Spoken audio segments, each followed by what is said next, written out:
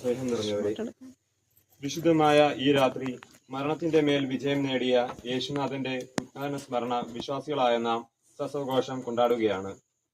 കർത്താവിന്റെ പീഡാസഹനവും മരണവും ഉയർത്തെഴുന്നേൽപ്പും ഒരു ചരിത്ര സംഭവമായി മാത്രം അവശേഷിക്കുകയല്ല, മറിച്ച് മാനവരക്ഷയ്ക്ക് വേണ്ടി ജീവന്റെയും മരണത്തിന്റെയും മേൽ ആധിപത്യം സ്ഥാപിച്ചുകൊണ്ട് ലോക ജനതയ്ക്ക് നിത്യജീവൻ പ്രദാനം ചെയ്ത സംഭവം കൂടിയാണ് ക്രിസ്തുനാഥന്റെ ഉയർപ്പ്.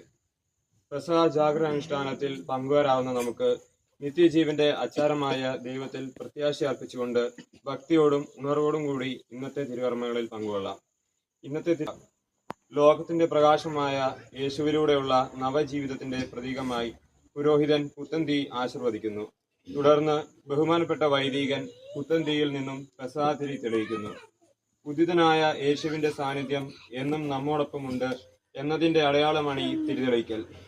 ദൈവം ആദിയും അന്തവുമാണെന്നും കാലങ്ങളും യുഗങ്ങളും അവന്റേതാണെന്നും സൂചിപ്പിക്കാൻ പെസഹ തിരിയിൽ കുരിശടയാളം വരച്ചുകൊണ്ട് കുന്തിരിക്ക ഗോളങ്ങൾ തിരിയിൽ കുറിച്ചിട്ടുള്ള കുരിശടയാളത്തിൽ കുത്തിയുറപ്പിക്കുന്നു. അനന്തരം പുരോഹിതൻ പെസഹ തിരി കത്തിച്ച ശേഷം ഉയർത്തിപ്പിടിച്ചുകൊണ്ട് ക്രിസ്തുവിൻ പ്രകാശം എന്ന സ്തുതിപ്പ് ആലപിക്കുന്നു.